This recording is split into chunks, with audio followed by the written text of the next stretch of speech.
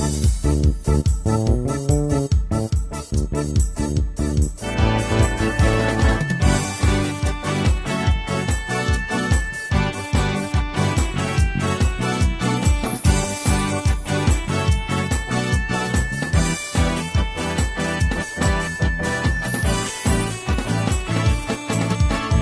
na at sumamba, magpasalamat sa ating Panginoon. Tayo na kumanta, sumayaw sa saliw ng tugtugan, kay inang pagmasdan ang nagkakaisa at sama-sama magkakapatid.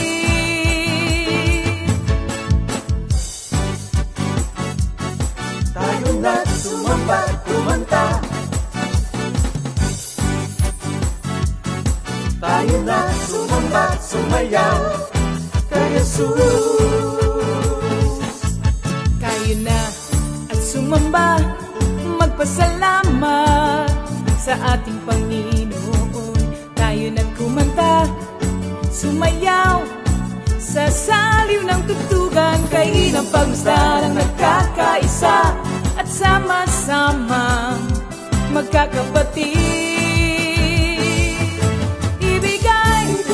Kay Jesus ang iyong problema, magdasal, maghintay, magtiwala sa oras ng pangangailangan. Si Jesus ang katugunan.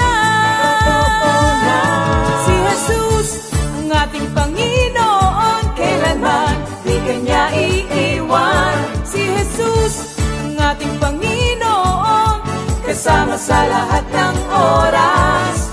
Papuri at pasasalamat tanging sa'yo, alay. Tanging sa'yo, alay.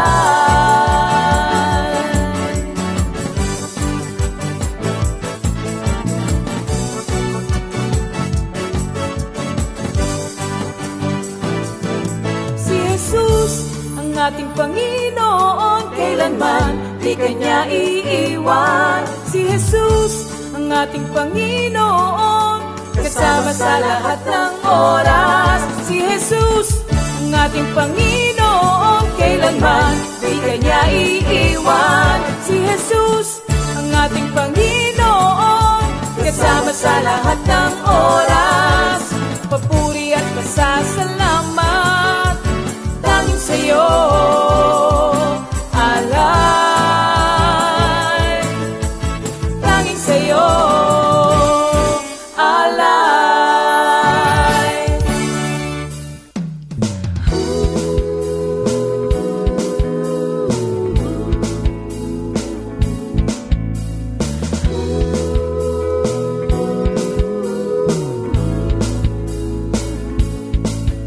Pinagpalang buhay ang kaloob ng Diyos sa lahat ng tao. May takot sa Kanya. Pinagpalang buhay ang kaloob ng Diyos sa lahat ng tao. Nagtitiwala.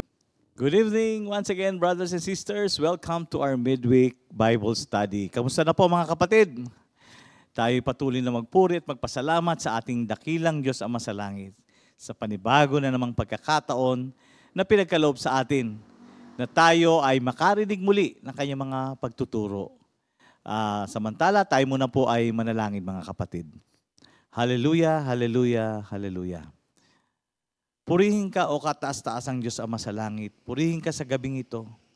Purihin ka sa iyong dakilang katapatan sa amin. Salamat, salamat Ama sa muling pagkakataon na kami makakarinig ng iyong mabuting balita. Hindi lang po mabuting balita, kundi magandang balita.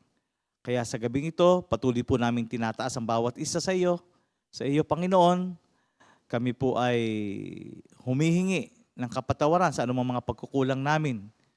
Nagpapalinis po kami upang maging karapat-dapat kami sa pagtanggap ng iyong mga banal na salita. Ama, inaamin namin ang aming kawalan, wala po kami magagawa kung wala kayo.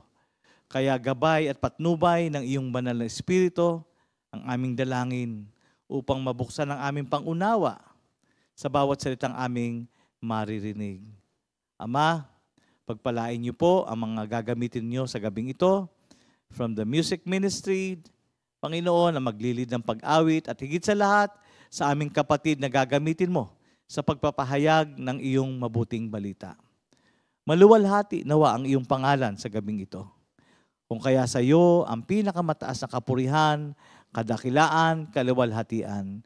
Ito ang samot dalangin namin sa matamis na pangalan ng iyong anak na si Jesus. Amen and amen. Okay. Yan. Bago po tayo magpatuloy, may mga announcement po tayo sa ating mga nalalapit na mga okasyon. First and foremost, yung ating YouTube channel sa mga kapatid ko na wala pang account. Gawa na po kayo ng account. Magpagawa po kayo sa inyong mga apo, anak, o kapatid, kung sino man yung expose sa media. At bisitahin niyo yung Comfy Media. Kung saan dito, makikita na natin, marami na po tayong playlist. Yan, sa mga awitin. Hindi na nga tayo bibili ng CD, hindi na tayo bibili ng kung ano para ma-avail natin yung mga songs natin. Ang gagawin lang natin, punta tayo sa ating YouTube channel, which is Comfy Media. Hindi lang music. Nandun din po yung ating mga past activities. GMJ, Bible study, fellowship, anniversaries, at yung mga awitin nga, mga songs natin nung mga unang panahon pa. Mga original songs ng Comfy. So napakaganda pagka ating pinuntahan kaysa kung ano-ano yung ating binabasa, binubuksan sa internet. Dito na tayo, mabe-bless pa tayo. And of course, palapit na po ng palapit ang ating anniversary, ang ating 44th anniversary ng Comfy. Comfy Family Affair. And it's a dual celebration. Kaya medyo, sabi nga, mas matipid. Kasi nag-celebrate na tayo ng anniversary at the same time, magse-celebrate na rin po tayo ng ating early Christmas fellowship. Ito po sa November 29 to 30, 2025 at Hotel Supreme Mall and Event Center, Baguio City. At ang ating team po dyan, mga kapatid, ay hango sa awit o Salmo 16:11. At ang ating title is In Your Presence, Lord. Ayan. Deadline of registration and payments is on November 9. Mga kapatid, let's settle na sa November 9. Malinis na. And things to bring. Siyempre, cocktail dress for women. At sa mga brothers naman, suit. Yan. Exchange gift, of course. Pwedeng doon nyo bilhin. Kung mayroon pa kayong time gumala. Ngayon, kung ayaw nyo nang maabala, dito nyo nabilin sa Manila. Exchange gift po, mga kapatid. At amount, depende sa leading sa inyo ni Lord. Amen? And day 2, yun po yung day 1 natin. And day 2 natin, attire is something Christmassy. Ayan. Yan, kung gusto nyo magdamit ng Christmas tree. Joke. Okay, alam niyo, Spirit of Christmas. Ano yung mga colors ng Christmas? Red, yellow, green. Nasa sa inyo ho yun, ang inyong diskarte yan. Walang magba-black, mga kapatid. Ha? Walang black sa Christmas. Ha? White Christmas. Ayan, ha? Something Christmas and vibrant and celebrative. Ayan. Colors. Ano pa? Meron pa ba tayong nakalimutan? Details of accommodation are posted at our Facebook page. Kaya napakahalaga na meron na kayong Facebook account sa ating mga announcement. Updated po kayo. Ang hirap kasi nasabi, kasi hindi ko alam hindi ko narinig, hindi naman in-announce. Ngayon, i-open natin yung ating Facebook account. At makikita natin ang details ng ating mga activities. And for those who want to check in on Friday advance, kasi Saturday, Sunday ho yun Ngayon, meron gustong Friday pa lang, nandun na, para walang kapagod-pagod. Okay, ito'y kanya-kanya. Kanya-kanya po itong booking. Doon for Friday. November 28 po ito, 2025. Kanya-kanya po itong pagbubook. babanggitin nyo lang po ang pangalan ng Comfy para ma-avail nyo yung discount. Di-discountan daw yung lahat ng member ng Comfy. Kaya pagka magbubook kayo ng November 28, sasabihin nyo, part kami ng celebration tomorrow. Kasi Friday yun eh. Saturday yung ating celebration. Part po kami ng celebration tomorrow ng Comfy. Ayan, bibigyan po kayo ng discount. Ano ha? Details are also posted on our FB page, Facebook page. Yan. Ngayon, sa mga sasakyan naman, for bus inquiry, ang tatawagan nyo po ay si Sister Tata o Sister Josephine Tata, ang wife ni Brother Minister Elmer.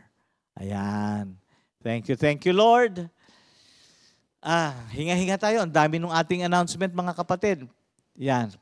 Of course, hindi natin makakalimutan ang ating mga kapatid who is celebrating their special day today.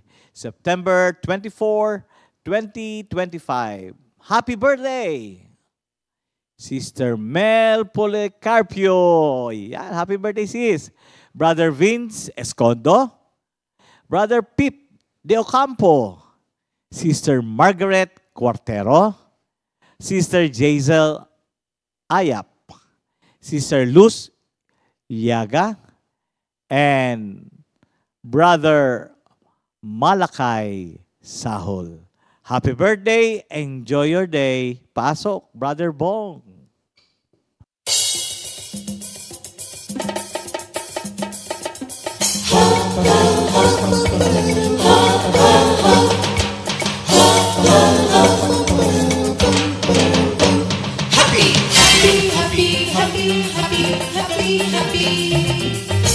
Happy birthday, happy birthday, happy birthday, happy birthday to you. Happy birthday, happy birthday, happy birthday, happy birthday to you. Happy birthday! May the good Lord bless you, may the Lord's light shine upon you.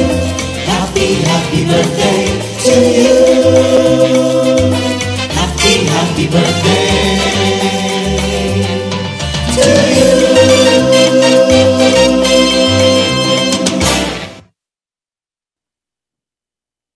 Yan po, happy birthday and enjoy your day, mga kapatid. Yan. Let's prepare ourselves, mga kapatid. Tayo muling magpuri sa ating dakilang Diyos Ama sa langit. Tawagin na natin yung ating mga kasama sa bahay upang sumayaw, umawit, magpuri sa ating dakilang Diyos Ama sa langit. Thank you, Lord. So, let's welcome our praise and worship team. Yes, Lord. Hallelujah. Hallelujah. From north, east, west, south, at maging sa mga taga-ibang bansa natin. 3, 2, 1. Praise the Lord! Hallelujah! Glory to God! Amen! Kamusta ang buhay? Ganap at kasiyasiya, alive in Christ! Jehovah Jireh, my provider! Jehovah Rapha, my healer! Jehovah Shalom, my peace! Jehovah Elyon, the Most High God! Amen! Palakpakan natin ating Panginoon. Thank you, Lord. Tayo po ay umawit sa Panginoon ng sabay-sabay. Yan, praise God. Ayan, mga kapatid, ihanda na po natin ang ating sarili upang umawit at magpuri sa Panginoon. Yes, Lord. He says, "Be still and know that I am God. I will be exalted among the nations. I will be exalted in the earth." Amen. Amen. Yes, Lord. Palakpakan natin Thank ang you, Panginoon. Jesus. Sabayan niyo po kami sa pagpuri sa Panginoon. Yes, Lord.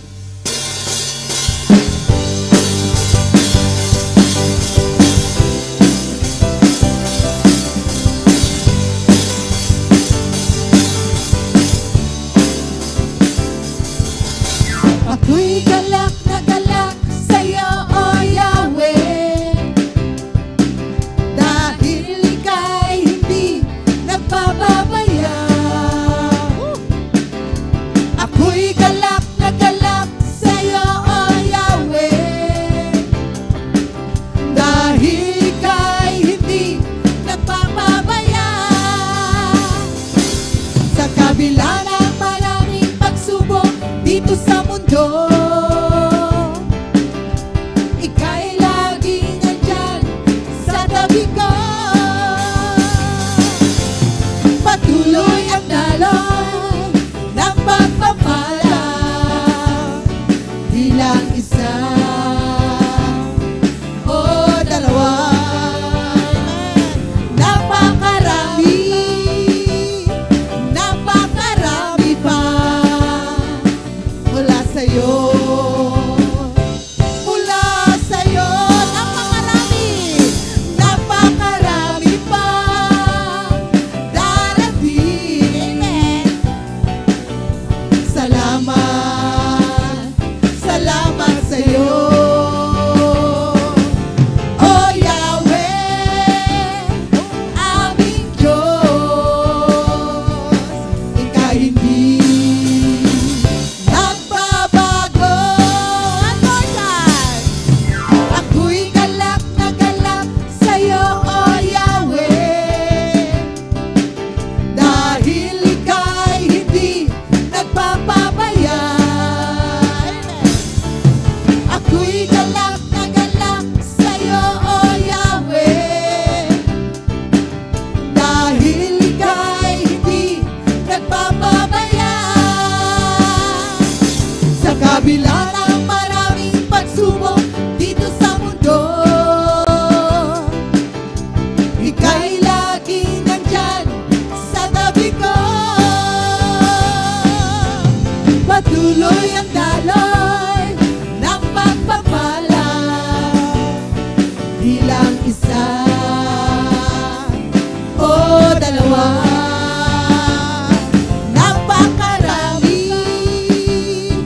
Napakarami pa mula sa'yo.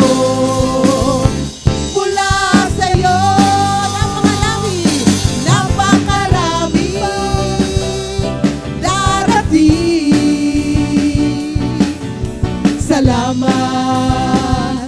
Salamat sa'yo. Oh Yahweh, aming Diyos, ika'y hindi nagbabago.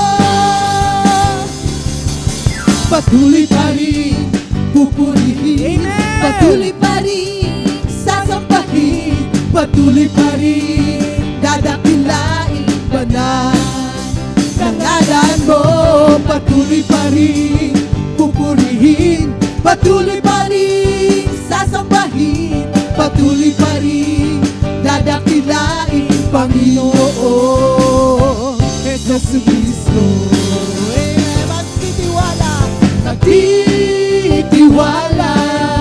Maniniwala at aasa sa bawat salita mo. Maniniwala at aasa sa pangako mo. Patuloy pa rin pupurihin, patuloy pa rin sasambahin, patuloy pa rin dadakilain banal ng ngalan mo.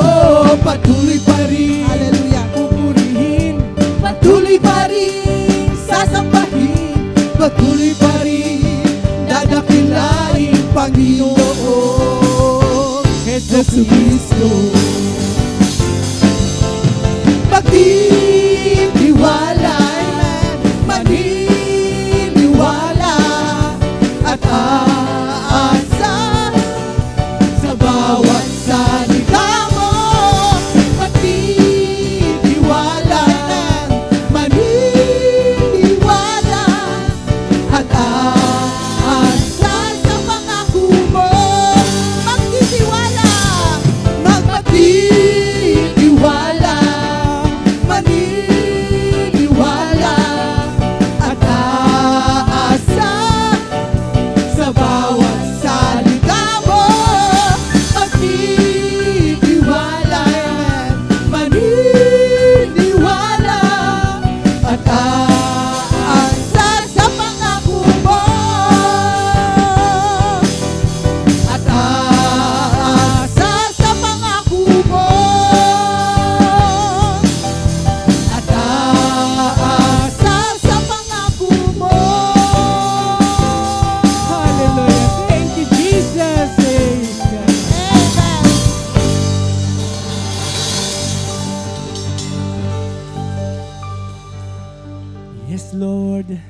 Hallelujah. Minsan pangawitan natin ang ating Panginoon. Thank you, Lord. Thank you, Jesus, sa mga awiting ito na nagbibigay sigla, nagbibigay buhay, gaya ng iyong mga anak na mananampalataya. Maraming salamat, Panginoon. Thank you, Jesus.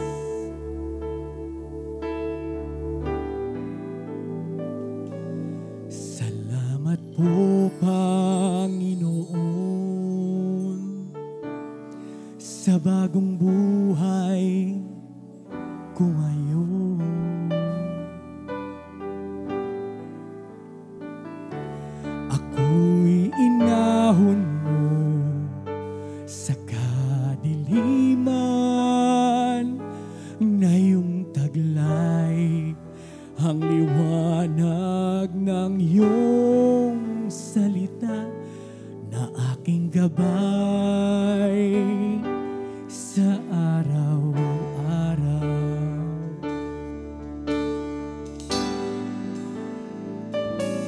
Salamat po, Panginoon, Sa ligang nararanasan,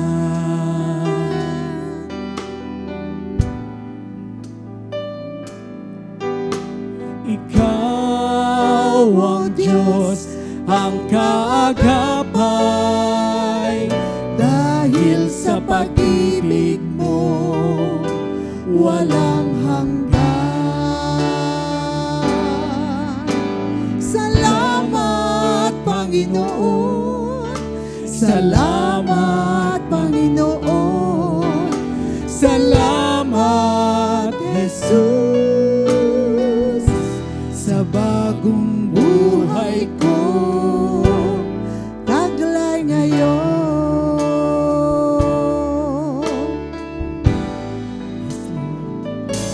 Salamat po, Panginoon, sa bagong buhay ko ngayon.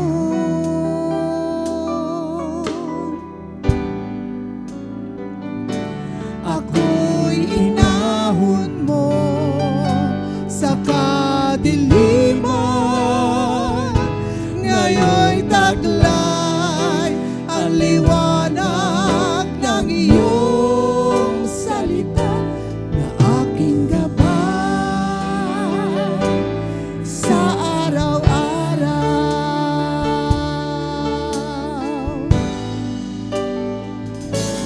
Salamat po, Panginoon, sa ligayang nararanasan.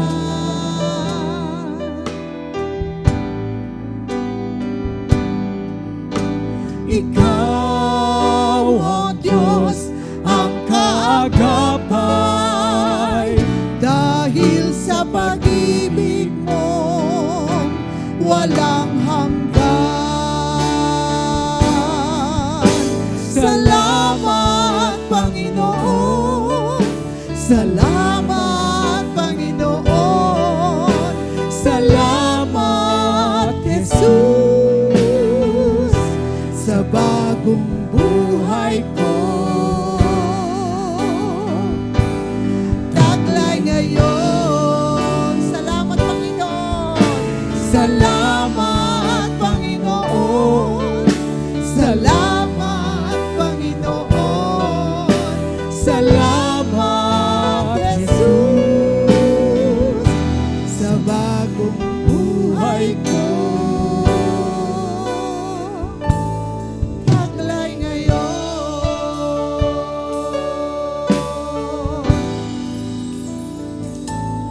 Oh, Jesus,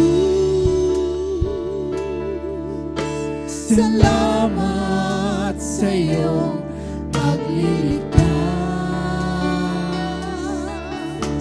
Salamat sa iyong kabutihan, ang mabuting pastor ng aking buhay.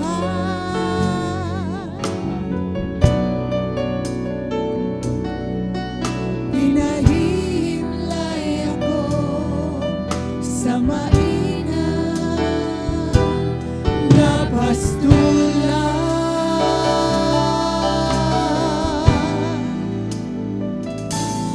O Jesus,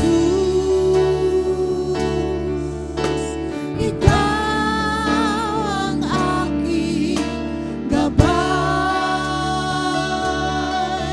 patnubay sa aking daraanan, tugon sa aking dalahagi.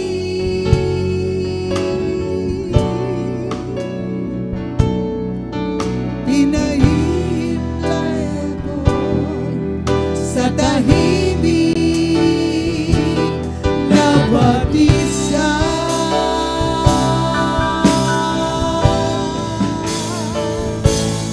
Sasambahin kita, Panginoon. Papuri, parangal para sa'yo lamang. Kadakilaan mo'y ihahayag. Ano ang lahi o dako ng mundo, sasambahin kita, Panginoon. Papuri, parangal para sa'yo lamang. Kadakilaan mo'y ihahayag. Ano man lahi o dako ng mundo,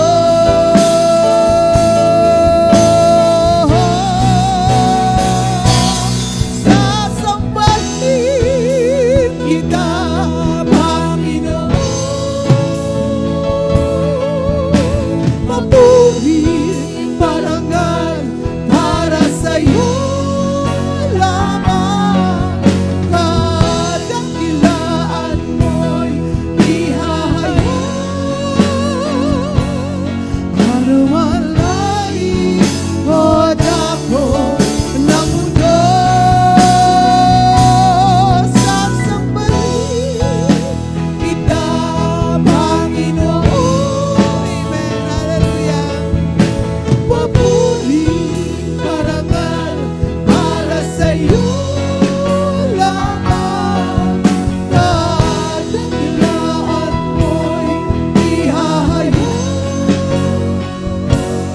Pagkat ikaw ang aming Diyos, pagkat ikaw ang aming Diyos, pagkat ikaw ang aming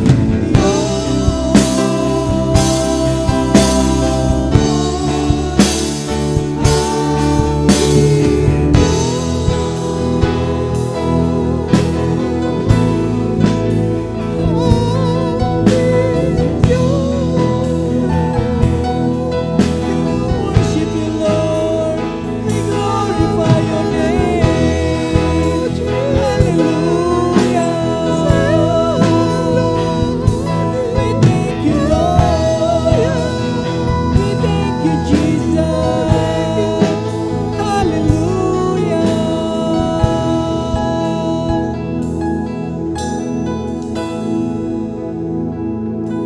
Sasambahin kita, Panginoon. Papuri, parangal para sa'yo lamang. Kadakilaan mo'y ihahayag. Ano mang lahi o dako ng mundo, sasambahin kita, Panginoon. Amen. Papuri, parangal para sa sa'yo lamang, kadakilaan mo'y ihahayag, pagkat ikaw ang aming Diyos, pagkat ikaw ang aming Diyos. Hallelujah, hallelujah. We praise you, God. We praise you, Jesus. We praise your holy name.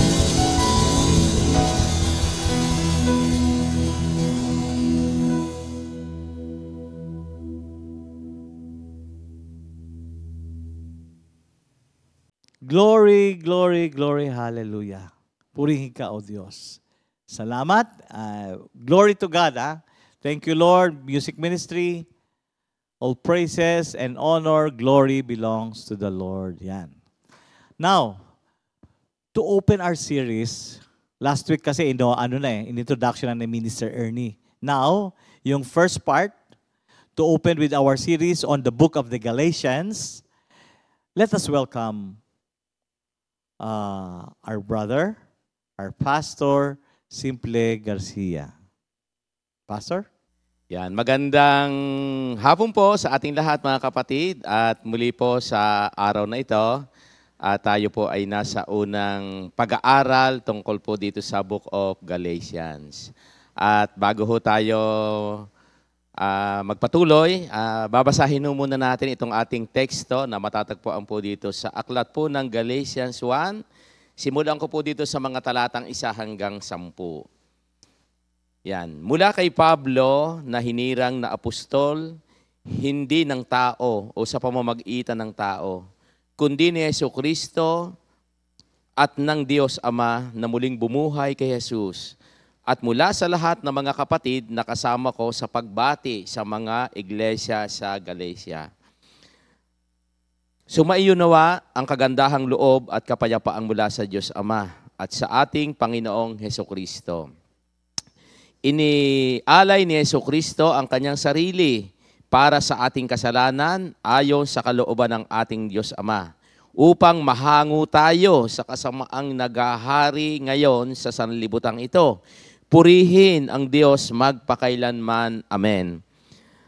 Nagtataka ako kung bakit kay dali ninyong tumalikod sa Diyos na tumawag sa inyo sa pamamagitan ng kagandahang loob, ni Kristo.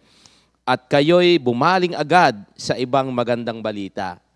Ang totoo'y wala namang ibang magandang balita. Kaya nga lamang, may mga nanggugulo sa inyo at nagsisikap na baguhin ang magandang balita ni Kristo. Subalit kahit kami o isang anghel mula sa langit ang mangaral sa inyo ng magandang balita na iba ang ipinangangaral namin sa inyo, parusahan nawa siya ng Diyos. Sinabi na namin ito sa inyo at inuulit ko ngayon, parusahan nawa ng Diyos ang sino mang mangaral sa inyo ng magandang balita na naiiba kaysa tinanggap na ninyo. Bakit ko sinasabi ito? Dahil ba nais kong mapuri ng tao? Hindi. Ang papuri lamang ng Diyos ang tangi kong hinahangad. Sinisikap ko bang magbigay lugod sa tao? Hindi. Kung iyan ang talagang hangad ko, hindi na sana ako naging alipin ni Kristo. Mga kapatid, ito po ang mabuting balita ng ating Panginoon. Yan po, sumandali po tayong manalangin at humingi po tayo ng patnubay sa ating Panginoon. Hallelujah, hallelujah. Dakila po namin Diyos, papuri, pasasalamat, parangal, luwalhati, ibinabalik po namin sa inyo sa oras na ito. At Panginoon, muli po, narito po ang inyong lingkod na gagamitin po ninyo. Muli, sa akin pong kawalan, kayo po ang magtuturo, magpapaliwanag ng mga salita na manggagaling po sa inyo. At lagi ko pong inaamin, Panginoon, na kung wala po kayo, wala kami magagawa. At sa oras pong ito, Lord, kapangyarihan, banal na Espiritu ang sumama sa pag-aaral po namin ito. Salamat po sa pangalan ni Jesus. Amen. Iyan, purihin ang ating Panginoon. Yan po, una sa lahat, magandang hapong pong muli sa ating Panginoon.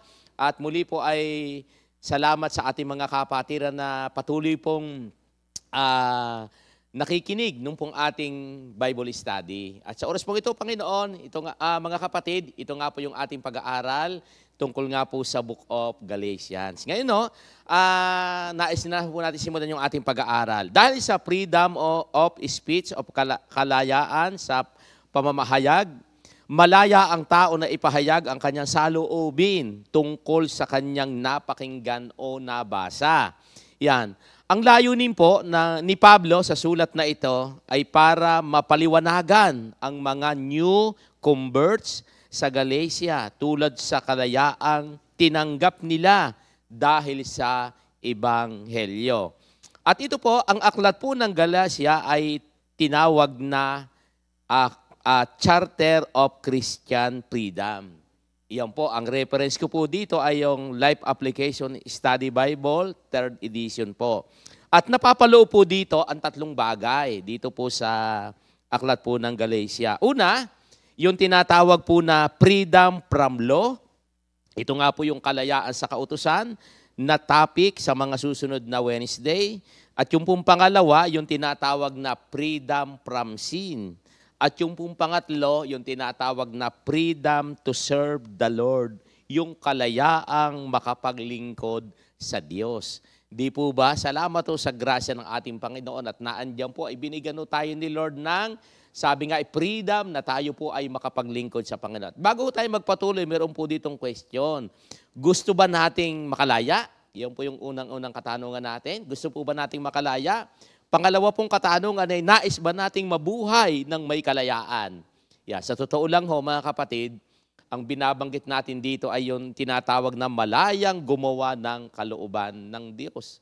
Hindi po ba sa panahon po natin ngayon, yun nga po, blessing natin kay Lord na tayo po ay malaya na makagawa ng kalooban ng Diyos sa ating buhay. Balikan po natin yung teksto na ating binasa. Doon po sa mga talatang 1 hanggang 10. Ang layunin po ng aklat ng Galatia na ito po ay na ipaalaala ang kalayaang natamo ng mga bagong mananampalataya ay dahil sa katibayan ng Ebanghelyo. Yan po, nais po niyang ipaalaala sa atin, yun daw pong ating kalayaang natanggap. Sabi dito, ito daw po ay tinatawag na kalayaan natin na natamo ng bagong tayong mga mananampalataya, katibayan ng Ebanghelyo. Ito nga po, kaya nga ang pamagat ng ating pag-aaral ngayon ay pinamagatan nating authenticity of the gospel. Yan ho yung ating pag-aaralan ngayon. Ito po yung ating pinaka-title. At dito po, hinati po natin ito sa, Una, yung unang bahagi, yung tinatawag na authentic messenger. Ano po ito? Yan, pag sinabi po nating authentic, sa Tagalog po ay tunay, mapananaligan o kapani-paniwala. At ano-ano nga po ba yung description ng isang authentic messenger? Dito po, meron po ditong 5 bagay na nakapaloob po doon sa tinatawag na authentic messenger. Una, nais po nating balikan mga kapatid yung ating binasa kanina. Tingnan po natin ano po ang nakapaloob doon sa mga talatang 1. Sabi dito, mula kay Pablo na hinirang na apostol, hindi ng tao o sa pamamagitan ng tao, kundi ni Jesucristo at ng Diyos Ama na muling bumuhay kay Jesus. Yan po, ibig po sabihin yan, unang-una hindi tao ang nagpadala, ang Diyos po ang nagsugo. Di po ba mga kapatid, napakamaliwanag. Ang sabi po dito, hindi tao po ang nagpadala, ang Diyos ang nagsugo. Ang mensahero ng Diyos ay isang isinusugo ng Diyos para ibigay ang mensahe sa mga tao. Kaya nga ito po yung unang-unang tinatawag na authentic messenger. Sabi dito, hindi tao daw po ang nagpadala, kundi ang Diyos po mismo ang nagsugo. At ang pagsugo ng Diyos ay hindi nakadepende sa credential o diploma, kundi sa pagtawag at pagkilos ng Diyos. Di ba? Napansin ba ninyo? Alam naman natin doon sa Biblia, nababanggit lagi doon yung mga ipinapada ni Lord ay mga kalariwan daw po, mga hindi naman nakapag-aral. Kaya hindi po nakabase sa diploma yung pagpapadala ng Panginoon. Di po ba? Kaya ang pinag-uusapan po dyan ay yung bang willingness ng mga tao na gustong paggamit sa Panginoon. At tayo po, alam ko ng mga kapatid tayo, napapatunayan po natin sa kaumpihan, tayong lahat, alam nyo, kahit saan tayo ilagay, yun po talagang available po tayo. Kaya yan po yung nasa atin. Yung pangalawa na makikita po natin doon sa authentic messenger, yung tinatawag na, sabi dito, basahin ko po yung talatang 2, at mula sa lahat ng mga kapatid na kasama ko, pagbati sa mga iglesia sa Galacia. Sabi dito, tandaan natin, sabi nung talatang 2, may kasama sa gawain ministeryo, hindi po soloista. Ibig sabihin, may relasyon sa kapwa, mananampalataya. Kaya nga kung mapapansin ninyo, tayo, ganun po yan. May relasyon po tayo sa bawat isa, magkakakilala tayo, at ang sugo ng Diyos ay may koneksyon sa katawan ni Kristo. Di po ba? Napansin ba ninyo sa ating ngayon, sa ating samahan, sa ating community, talaga pong napapatunayan yung connection ng bawat isa, na kapag anong bawag dito, nangihina ang isa, napapalakas natin. Di ba? Yun po ang ginagawa natin. Yun po yung pangalawa. At ang pangatlo, dito po sa verse 3, ang sabi po dito, sumainyo nawa ang kagandahang loob at kapayapaang mula sa Diyos Ama at sa ating Panginoong Hesukristo. Iyan po, ang sabi dito, yung pangatlong authentic messenger, yung tinatawag na dala ang mensahe ng biyaya at kapayapaan. Iyan po yung authentic messenger. Sabi diyan, ito yung ang mga sinugo na daladala po alin, yung kapayapaan. Ang mensaheng daladala ay hindi hatol. Ito po ay agad, hindi hatol agad, kundi biyaya at kapayapaan. Di po ba? Yan yung daladala ng mga isinugo ng Panginoon. Ang daladala ay mabuting balita ng Panginoon. Na anong mabuting balita? Kaligtasan. Di po ba? Kaya nga doon, kung babalik tayo doon sa Colossus 1:5-6, anong sabi doon? Mula nang ipahayag ang mabuting balita, sa maraming tao, ito daw po yung nagdala ng pagkapala. At ano po yung pagkapalang ito? Yung pagpapalang na bago ang buhay ng tao. Di ba? Hindi lang po sa pera. Akala ng iba, ang pagpapala lang ay pera. Hindi po Yung mabago ang buhay, naku, isa pong pagpapala ng Panginoon yan. Tandaan natin, ang Ebanghelyo, ito po yung good news na nagbibigay pag-asa at hindi po takot.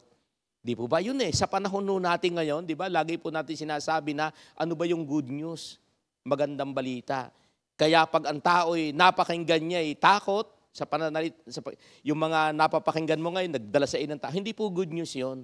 Ang good news, yan po'y nagdadala ng kapag-asahan. Sa gitna ng mga pinagdadaan ng maraming problema ng buhay, ang daladala po ay, sabi dito, hindi lang kapayapaan, ang daladala po'y pag-asa, kapag-asahan nanggagaling sa Panginoon. Ang tunay na mensahero ay nagpapahayag ng biyaya ng Diyos, hindi sariling opinyon o filosofiya. Di po ba? Kaya nga ang tibay-tibay, pagka ang laging binabanggit na mga nating lahat ay yung salita ng Diyos. Di ba? Kahit sabihin natin na sino pa man tao yan, pero pag ang binabanggit po natin sa kanila ay Word of God, di ba? Hindi ka dapat matakot. Simple, Word of God po Sabi nga dito, ang daladalay kapag-asahan. Natatanda ako ng mga unang panahon na daladala po sa amin ang mabuting balita, na bagaman po hindi naman kami naniwala agad, pero yun nga po, magaganap magaganap po yung sinasabi ng salita ng Diyos na ang daladala ng mabuting balita ay kapag-asahan. Yun ang po ang good news, magdadala sa atin. At doon po sa mga talatang 4, ano naman po ang makikita natin dito? Ang sabi dito, inialay ni Hesukristo ang kanyang sarili para sa ating kasalanan ayon sa kalooban ng ating Diyos Ama, upang mahango tayo sa kasamaang naghahari ngayon sa sanlibutang ito. Mga kapatid, ano po ang ipinapakatid ng Panginoon? Sabi dito, nakasentro kay Kristo at sa kanyang pagsasakripisyo. Di po ba? Yun po yung mga daladada ng mga mensahero ng Panginoon. Ang mensahe ay hindi tungkol sa sarili, kundi tungkol kay Kristo. Ano po ito? Ang mensahe ay ang krus at ang kaligtasang dulot nito. Yun po yung ibinabahagi natin ngayon, na ang daladala ng krus ni Kristo ay kapag-asahan, ang naging daladala po ng naganap sa krus ng ating Panginoon Kristo na ginampanan niya, sabi diyan, yun po yung nagdala sa atin ng kaligtasan, nagkaroon tayo ng kapag-asahan. Di po ba? Kaya nga pagka, ano ang sinasabi natin, limbawa, di ba, pagka may sakit, ano ba yung laging nakikita natin doon sa, ano ba yung mensahe ng krus? Di ba yung lagi sinasabi na 1 Peter 2:24 ba yun? Ang sabi doon sa kanyang pagkamatay sa krus, dinala niya ang bigat ng ating mga kasalanan at tayo'y pinagaling sa lahat ng ating mga sakit. Tingnan po yung mensahe ng krus, nagbibigay ng kapag-asahan. Ang sabi dito, ito po'y tungkol sa krus ni Kristo.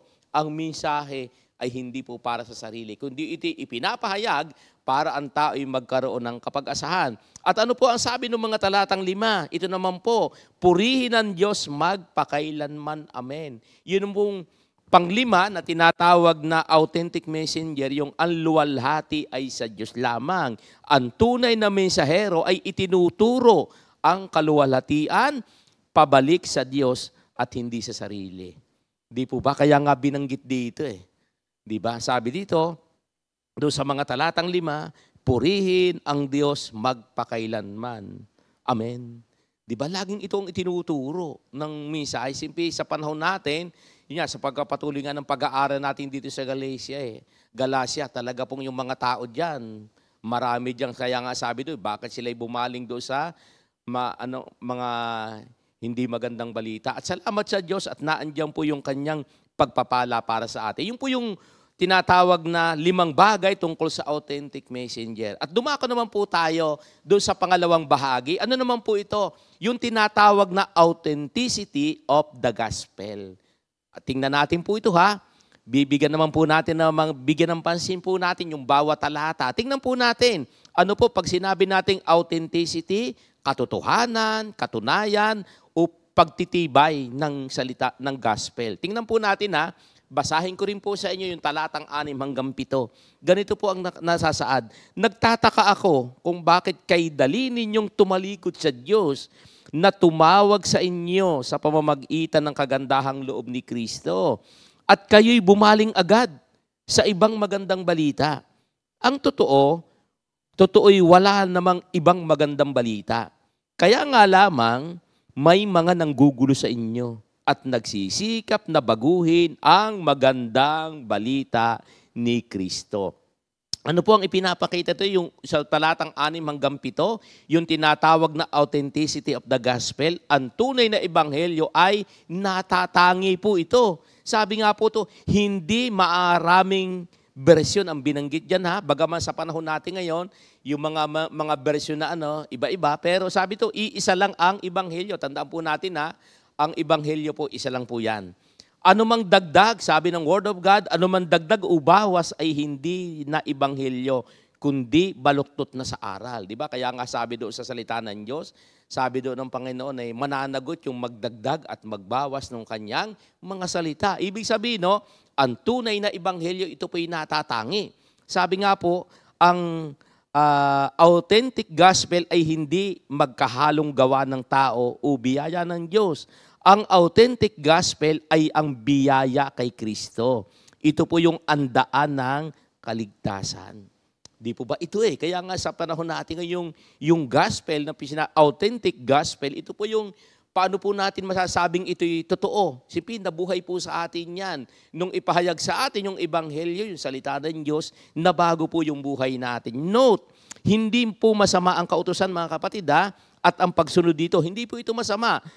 Dahil ito ay bahagi ng ating paglago sa buhay espiritual, di ba? Alam po naman natin yan.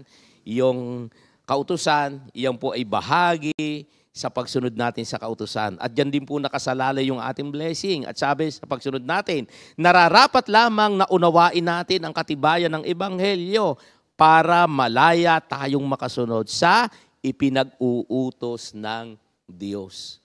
Di po ba? Ibig sabihin, ang laging nire-remind lagi sa atin, maunawa natin ang lubusan para tayo makasunod. Sipi, sa panahon noon natin mga kapatid ngayon, sabi nga ang daming boses na mapapakinggan natin. Pero salamat sa Panginoon tayo, ano masasabi natin ngayon? Yung iba po pagka mas maano po yung ating discernment pagka yung sa salita ng Diyos yung napapakinggan natin. Alam natin na iyon po yung katotohanan na magdadala sa atin. Yun po yung unang-una na tinatawag na authenticity of the gospel. Ito po yung katotohanan, ang tunay na ebanghelyo ay natatangi. Pag sinabing natatangi, ito'y kakaiba. Sabi nga dito, ito po'y hindi po ito nagbabago. Sabi nga, ang ebanghelyo, ito po'y hindi po ito nagbabago. Pero ang ebanghelyo, ito po'y nagpapabago. Ano ang binabago nito? Binabago nito yung buhay ng tao. At yan na po tayo yung katibayan. Dumako naman tayo doon sa mga talatang 8 hanggang 9. Ano naman po ang nasasaad sa mga talatang 8 hanggang 9? Subalit kahit kami o isang anghel mula sa langit ang mangaral sa inyo ng magandang balita na iba sa ipinangangaral namin sa inyo, parusahan nawa siya ng Diyos. At sabi po ng talatang 9, sinabi niya na namin ito sa inyo at inuulit ko ngayon, parusahan nawa ng Diyos ang sino ang mangaral sa inyo ng magandang balita na naiiba kaysa tinanggap na ninyo. Ano po ang makikita natin dito? Yun sa mga talatang 8 hanggang 9, ang tunay na ebanghelyo ay hindi nagbabago. Sabi dito, kahit ang anghel mula sa langit ay hindi maaaring baguhin ng ebanghelyo. Ang authenticity ng ebanghelyo ay nakaugat sa Diyos mismo. Yan po, ibig sabihin, yun daw pong authenticity ng ebanghelyo, nakaugat mismo ito po sa Diyos. Kasi sabi nga dito, hindi pwedeng i-upgrade, hindi pwedeng i-revise, hindi pwedeng i-adapt ayon sa gusto ng tao. Diba? Ibig sabihin, hindi pwedeng i-adapt sa gusto ng tao. Diba? Kaya nga, ano po ang sabi ng isang katibayan ng Bible, tingnan po nyo, basahin ko lang po. Sabi po ng awit 119, tingnan po nyo, sabi dito, babasahin ko po sa inyo ng sinabi ng salita ng ating Panginoon sa awit 119 verse 89. Ang salita mo, O Yahweh, di kukupas walang hanggan, matatag at di makilo sa rorok ng kalangitan. Ano po ang binabanggit dito? Ang binabanggit po ng awit 189 o 18 verse 89, 119:89, sabi dito, ang salita ng Diyos ay hindi kukupas. Yan, tingnan po ninyo, hindi po kukupas ang salita ng Diyos. Talaga pong magaganap ang nilalayon at nilalayon ng salita ng Diyos sa ating buhay. Kaya nga sabi natin kanina, ang salita po ng Diyos, hindi po yan nagbabago. Hindi po kukupas yan. Hindi katulad ng tao, di ba? Pagka umiidad, nagbabago. Di ba? Nangihina. Pero yung gospel, yung ebanghelyo po, mula noon hanggang ngayon, sabi nga, hindi po nagbabago yan. Kaya saan ho tayo? Abay, doon ho tayo sa hindi nagbabago. Doon ho tayo sa hindi kumukupas. Doon ho tayo sa matatag. Doon ho tayo sa hindi makikilos. Ano pong ibig sabihin yan? Kaya nga tayo, pag meron tayo mga pinangahawakang salita ng Diyos, napansin ba niyo, parang kahit sinasabi ng ganito, may ganyang-ganyang pinagdadaanan ka sa buhay. Pero pag meron tayong word of God na pinangahawakan, di ba nagiging matibay yung pananampalataya natin sa Panginoon? Yun po ang napakaganda sa buhay natin ngayon. At sa mga talatang 10, ano naman po ang makikita natin? Sabi po dito sa sulat po ng Galatia na ating binabasa. Basahin ko po yung mga talatang 10. Sabi po dito, sa verse 10 ng Galatia, sabi dito, bakit ko sinasabi ito? Dahil ba nais kong mapuri ng tao? Hindi. Ang papuri lamang ng Diyos ang tangi kong hinahangad. Sinisikap ko bang magbigay lugod sa tao? Hindi. Kung iyan ang talagang hangad ko, hindi na sana ako naging alipin ni Kristo. Di po ba? Kaya ang sabi dito sa mga talatang 10, ang tunay na ebanghelyo ay nakatuon sa Diyos at hindi po sa tao. Di po ba? Ulitin ko po mga kapatid, ang tunay na ebanghelyo ay nakatuon sa Diyos at hindi sa tao. Di po ba? Kaya sa panahon natin ngayon, salamat sa Diyos at ang ibinabahagi natin ay yung sinasabi ng ebanghelyo. Sabi nga dito, yung peking ebanghelyo ay iniaayon upang ma-entertain ang tao. Di ba? Ang ipinapahayag nila ay mga salitang madaling tanggapin at nakakaakit. Di ba? Meron din palang mga ganon. Di ba? Nasabi nga yung gusto nilang ituro, yung parang nakakaakit lang sa kanila para, pagka may mga pagkakataon na pag itinuro mo yung yung katotohanan, di ba? Maaring ang mga tao magalit sa'yo, di ba? Pagka itinuro mo halimbawa, yung maling ginagawa, tapos sinabi mo sa kanila, pwedeng sila magalit sa'yo. Pero ang sabi nga dito, ang tunay na ebanghelyo, ito po yung nakatuon sa Diyos, hindi sa tao. Kaya nga tayo ngayon, di ba, pag ipinahayag natin ang mabuting balita yon, isinishare natin sa tao. Di bahala na yung tao, halimbawa, maniwala, ano sabi ng Word of God, pagka ang tao yung ipinahayag na ebanghelyo, pinaniwalaan, o mababago ang buhay, pagpapalain. Pero pag hindi tinanggap, yun, hindi mapagpapala. Kaya nga po, ang authentic gospel ay nagdudulot ng kaligtasan sa nakikinig. Iyan po, sabi dyan, ulitin ko po ang authentic gospel ay nagdudulot ng kaligtasan sa mga nakikinig. Sino po ang nagkaroon ng kaligtasan? Tayo po. Dahil pinakinggan natin, pinaniwalaan natin ang salita ng Diyos. At ito ay tungkol sa kaluwalhatian ng Diyos at sa kaligtasan na kay Kristo lamang matatagpuan. Yun po, ibig sabihin, sa totoo lang, sa kay Kristo lang naman talaga matatagpuan ang kaligtasan. Yun po sinasabi ng Word of God. At hindi lang po yan, ang sabi dito, ang authentic gospel ay natatangi. Di ba? Sabi nga ng ating pag-aaral, yung tatlong bagay, sabi diyan, ang authentic gospel ay natatangi. Iisa lamang, hindi pwedeng dagdagan o bawasan. At ang pangalawa, ang authentic gospel ay hindi nagbabago. Yung binanggit natin kaninang awit 119, awit 119, verse 89. At ang authentic gospel ay nakatuon sa Diyos. Di po ba? At kaya nga po sa ating pag-aaral tungkol sa salita ng Diyos, tayo'y pinapalago. Pinapalago tayo, pinapaunawa sa atin na ang ebanghelyo ay nagdudulot sa atin. Ano daw po ang dulot ng ebanghelyo? Unang-una, pagkakilala kay Kristo. Di po ba? Kaya nga nung makilala natin si Kristo, marami, di ba, natatanda ko yung isang talata ng Bible. Sabi ni San Pablo, nung makilala niya si Kristo, inari niyang kalugihan ang lahat ng bagay. Makamtan lamang niya ang mas mahalaga at ito'y walang iba kundi ang makilala si Kristo at ang sumunod sa Kanya. At yung pangalawa na ipinaunawa sa atin na ang ebanghelyo ay nagdulot sa atin ng unang-una ng pagkakilala kay Kristo. Pangalawa, nagdulot ng kaligtasan mula kay Kristo. Iyon po, kaya tayo ngayon, nakakasigurado tayo. Yung kaligtasan, hindi na tayo katulad dati na para bang kakaba-kaba, ligtas na kaya ako? O ganito, parang nag-aagam-agam pa tayo. Pero ngayon po yung kasigurado natin. At ano pa? Pagsasakatuparan ng kautusan dahil kay Kristo. Di po ba? Yun tayo ngayon sa panahon natin ngayon.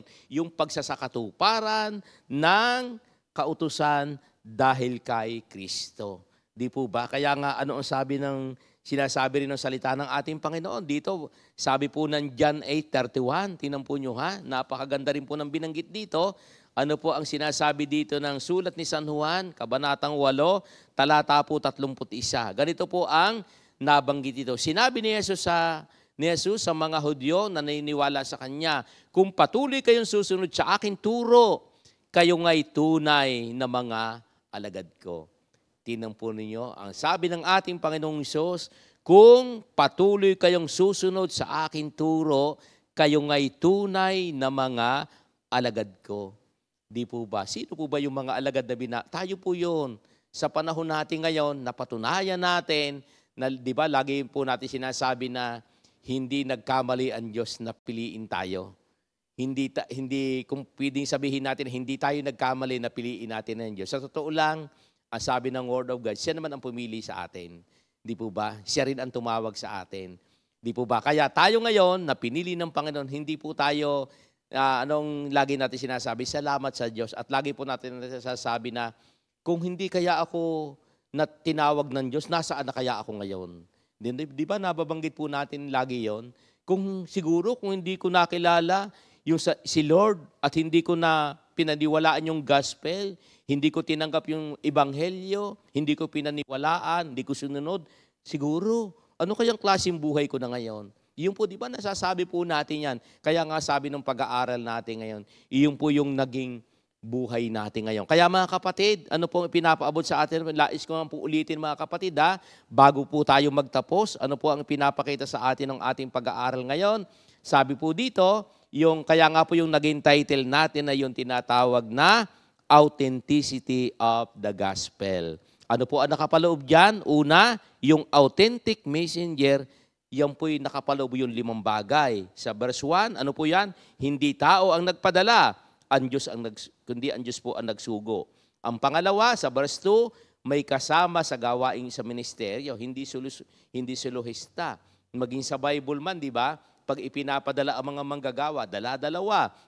Sabi dito, at hindi lang po yun, hindi lang ganun may relasyon tayo doon sa ating pinupuntahan, sa mga ating kapatiran. At pangatlo, ang mensahe ng biyaya at kapayapaan. Ang daladala ng mga isinugo ni Lord ay biyaya at kapayapaan. Di po ba? Napansin ba nyo? Kaya nga natatanda ko yung sabi ng Romans 10:15 ba yun? Ang sabi doon sa mga talatang sabi, kay gandang makita na dumarating ang mga nagdadala ng magandang balita. Di po ba? Yun Sa panahon natin ngayon, di ba? Pag nakikita na natin yung mga nagdadala ng magbuting balita, di ba? Parang ang daladala na blessing. Nung magtagal na, natatanda ako ng mga unang panahon sa aming lugar, di ba? Pag nakikita yung mga manggagawa, sa amin mahirap yung buhay. Di ba? Tapos, maghahanda para sa mga manggagawa. Kaya ang tingin ng mga iba, sabi nga, ay naandyan na naman, kakain na naman sila sa atin. Di ba? Noong po mga una yun. Pero ngayon, yun na, Romans 10:15 na, okay gandang makitang dumarating ang mga nagdadala ng magandang balita. Yan po. Sabi dito ng talatang 3, dala ang mensahe ng biyaya at kapayapaan. At sa talatang 4, na nakasentro kay Kristo at sa kanyang pagsasakripisyo. Panlima, ang luwalhati ay sa Diyos lamang. Yun po yung unang bahagi ng tinatawag na, sabi dyan ay yung authentic messenger. At ang pangalawa, yung authenticity of the gospel. Ano naman po, talatang 6 hanggang 7, ang tunay na ebanghelyo ay natatangi. Ang pangalawa, ang tunay pong ebanghelyo ay hindi nagbabago sa verse 8 to 9. At sa talatang 10, ang tunay na ebanghelyo ay nakatuon sa Diyos at hindi sa tao. Di po ba? Napakamaliwanag mga kapatid. Kaya ito po yung unang topic natin ngayon. Pinakita sa atin ni Lord sa buhay natin ngayon bilang mga mananampalataya na yung gospel, yung mabuting balita na ipinangangaral sa panahon ngayon, ito na yung bunga. Tayo na po yun. Napagpala tayo dahil pinaniwalaan natin yung gospel na andalay mabuting balita. Kaya po sa panahon natin ngayon, isinasakatuparan natin. Kaya patuloy pong lumalago yung ating gawain sa ating Panginoon. Kaya nga po, ang sabi ng ating huling binasa kanina, kung kayo susunod sa akin, John 8:31, kung kayo tunay na susunod sa akin, makikilala ng lahat na kayo'y mga alagad ko. At sino po yon? Tayo po yon mga kapatid. Kaya muli po, mga kapatid, magandang gabi po sa ating lahat at magandang gabi po muli. Purihin po ang ating Panginoon. God bless po mga kapatid. 2 Timothy 2:2